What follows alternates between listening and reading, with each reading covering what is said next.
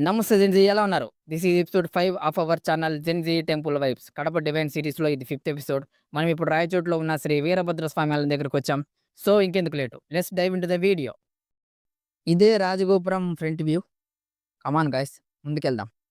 గోపురం ఎదురుగా 56 అడుగుల ఎత్తు ఉన్న ఏకశిలా రాతి దీపస్తంభం ఉంది. శివరాత్రి రోజు అఖండ జ్యోతిని వెలిగిస్తారు ఆ స్తంభంపై.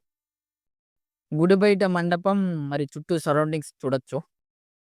గుడి బయట నంది ఉన్నారు. ఇక్కడ మన తెలుగు వాళ్ళతో పాటు కన్నడ వాళ్ళు కూడా వస్తున్నారు. అందుకే sign boards Telugu and Kannada లాంగ్వేజ్‌లో ఉన్నాయి. మీరు అబ్జర్వ్ చేశారా? ఇదే టెంపుల్ మెయిన్ ఎంట్రన్స్. రండి లోపలికెళ్దాం. గుడి నిర్మాణం జరిగి ఇప్పటికి 1000 సంవత్సరాలైంది. గాయ్స్ గుడి వయస్సు అక్షరాల 1000 సంవత్సరాలు. ఇది మన చరిత్ర. గుడికి స్పెషల్ అండ్ యూనిక్ ఫీచర్స్ ఉన్నాయి గాయ్స్. గర్భగుడిలో ఉన్న విగ్రహాన్ని మూల విరాట్ అంటారు. మార్చి నెలలో 5 రోజుల పాటు నేరుగా మూల విరాట్ మీద సూర్యకిరణాలు పడతాయంట. ఒకటవ రోజు పాదాలు, 2, 3, 4 రోజుల్లో బాడీ పార్ట్స్, ఐదవ రోజు ఫేస్ మీద. ఇది మన పూర్వీకుల విజ్ఞానానికి సాక్ష్యం ఈ గుడి. మనం ఇప్పుడు పురాణాల్లోకి వెళ్దాం. పురాణాల్లో ఒక సంఘటన జరుగుతుంది. ఆ సంఘటనే దక్ష యజ్ఞం. దక్ష ప్రజాపతి. ప్రజాపతులు ఎవరు? వాళ్ళేం చేస్తారో తర్వాత మాట్లాడతాను. సో, దక్ష ప్రజాపతి ఆ యజ్ఞం చేస్తూ అందరిని ఇన్వైట్ చేస్తాడు గానీ, తన కూతురైన సతీదేవిని మరియు అల్లుడైన శివుడిని పిలవడు. సో, ఆ విషయం సతీదేవికి తెలిసి వచ్చి దక్ష ప్రజాపతిని అంటే వాళ్ళ నాన్నగారిని వచ్చి అడుగుతుంది. సో, దక్ష ప్రజాపతి శివుడిని అవమానిస్తూ మాట్లాడతాడనమాట. అది తట్టుకోలేక సతీదేవి యోగాగ్ని చేత శరీరం వదిలేస్తుంది. విషయం తెలిసిన శివుడు రుద్రతాండవం చేస్తూ తన జటాజూటం నుంచి ఒక పర్సన్ వస్తాడు. ఎవరంటే వీరభద్రుడు. వీరభద్రుడు వెళ్లి దక్షయజ్ఞాన్ని నాశనం చేస్తాడు. అదే కోపంతో సంచరిస్తుంటే ఈ ప్రాంతంలో మాండవ్య మహర్షి తపస్సు చేస్తూ ఉంటారు. ఈ మాండవ్య మహర్షి మహాభారతంలో విదురుడు పుట్టడానికి కారణం. ఆయన ఆదిశక్తిని ప్రార్థిస్తే ఆమె భద్రకాళిగా వచ్చి వీరభద్రుడిని కూల్చేస్తుంది. గర్భగుడి ఎదురుగా నంది మండపం. ఒక్కొక్కసారి మీకు మాండవ్య మహర్షి అని పేరు కాకుండా అని మాండవ్యుడని కూడా వస్తుంది. ఆయన అలా పేరు ఎందుకు వచ్చిందో పెద్ద స్టోరీ అది. స్థల పురాణం శిలాశాసనం ఉంది. ఇంట్రెస్ట్ ఉన్నవాళ్ళు వీడియో పాజ్ చేసి చదువుకోండి. గుడిలో ఉన్న బావి ఇదే మెయిన్ వాటర్ సోర్స్. గుడి చుట్టూ ఉన్న రాతి స్తంభాల మండపం. గోపూజ మరియు గోసేవ చేస్తున్నారు. గోపూజ మరియు గోసేవకు సనాతన ధర్మంలో గొప్ప ప్రాముఖ్యత ఉంది. గుడి లోపల చిన్న రాతి దీపస్తంభం ఉంది. మీరు చూడొచ్చు. గుడి బయట పెద్ద దీపస్తంభం ఉంది.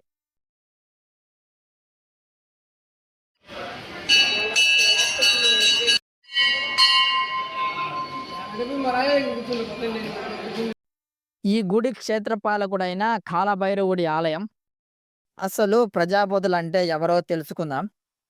సృష్టి మొదట్లో బ్రహ్మ తన మనసు సంకల్పం చేత బ్రహ్మ మానస పుత్రుల్ని పుట్టించడం జరుగుతుంది. వీళ్ళనే ప్రజాపతులని అంటారు. వారిలో మరీచి, కశ్యప, అంగీరసుడు, దక్షుడు, కర్దమ, అత్రి మొదలైన వారున్నారు.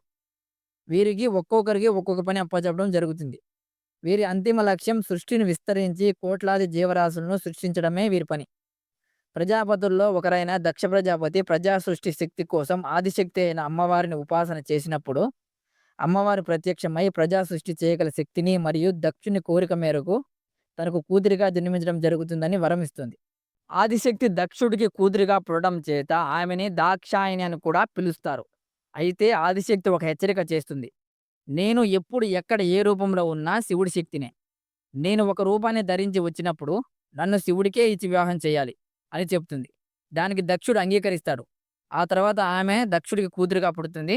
క్రమంగా దక్షుడు ఆదిశక్తి అని మరచిపోయి నా కూతురే అనే భావనతో సతీదేవి యుక్త వయసుకు వచ్చిన తర్వాత స్వయంవరం ప్రకటిస్తారు.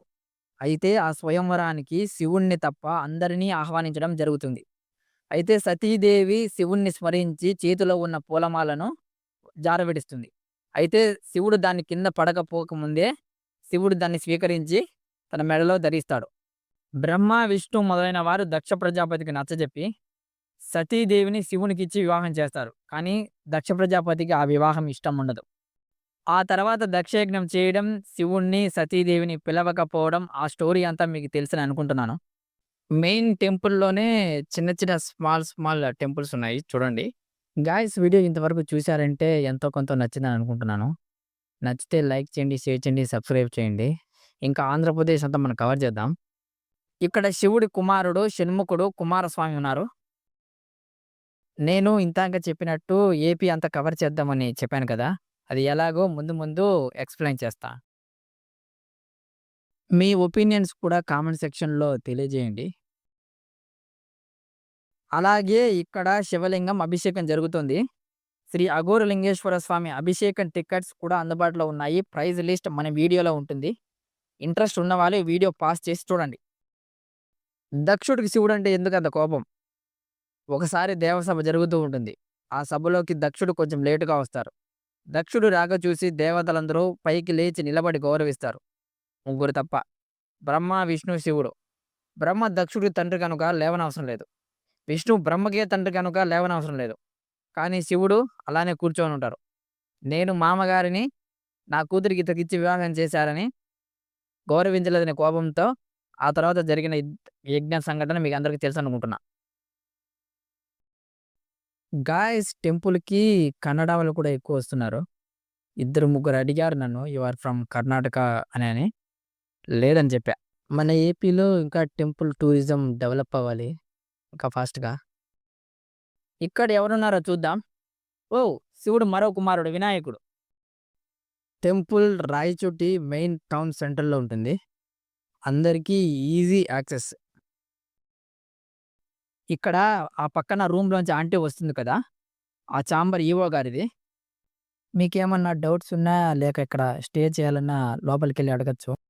దక్షయజ్ఞం ఘట్టానికి సంబంధించిన వాల్ పెయింటింగ్.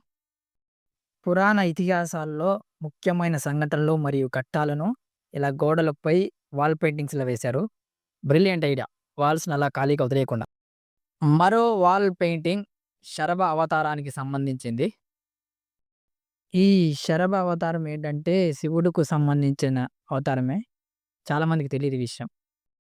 చిన్న స్తంభాల మండపం మీరు చూడొచ్చు.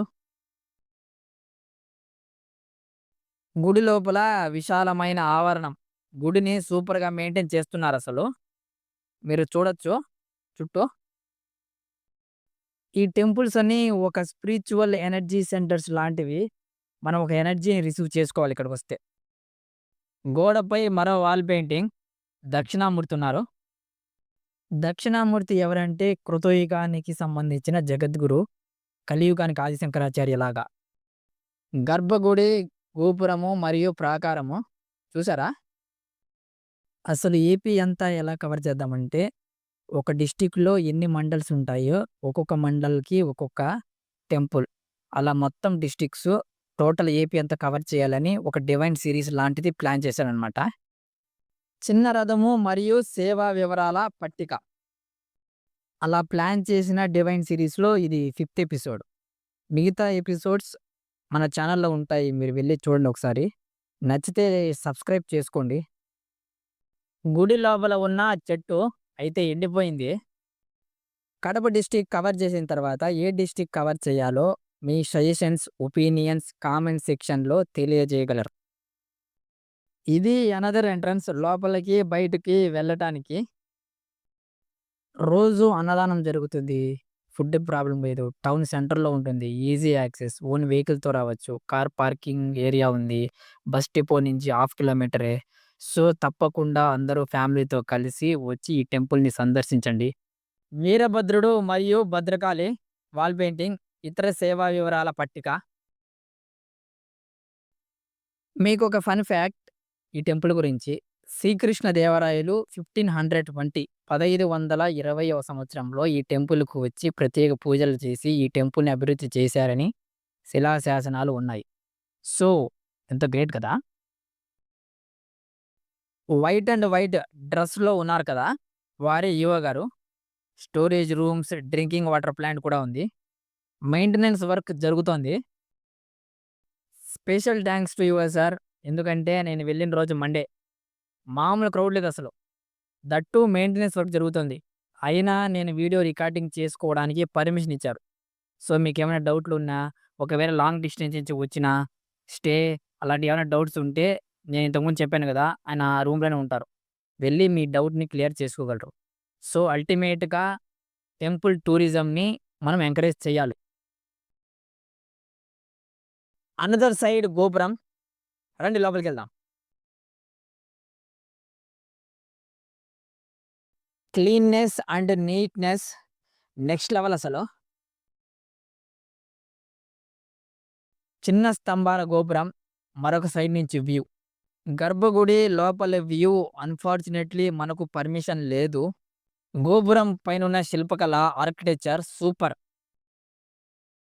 ఇది టెంపుల్ బ్యాక్ సైడ్ వ్యూ.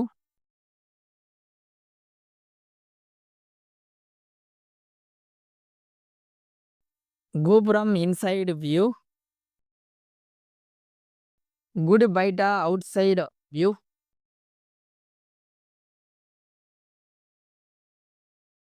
గోపురం ఔట్ సైడ్ వ్యూ అండ్ గుడి బయట మాడవీధులు చూద్దాం రండి. సో, ఇదే కార్ పార్కింగ్ ఏరియా. అలాగే టూ వీలర్స్ కూడా ఇక్కడే పార్క్ చేసుకోవచ్చు. కడప డివైన్ సిరీస్‌లో నెక్స్ట్ ఎపిసోడ్, ఎపిసోడ్ 6 పరశురామ క్షేత్రం అత్తిరాల. అత్తిరాల తెలుసు కదా! రాజంపేట దగ్గర ఉంటుంది. సో, ఇలాంటి వీడియోస్ మరిన్ని చూడాలంటే ఏం చేయాలో తెలుసుగా? సో, చేసేయండి. ఇంకేంటి మరి? ఈ టెంపుల్ గురించి పూర్తి ఇన్ఫర్మేషన్ మీకు లభించిందని అనుకుంటున్నాను. సో, లభిస్తే తెలుసుగా ఏం చేయాలో? శివుడికి ఇష్టమైన పూజ.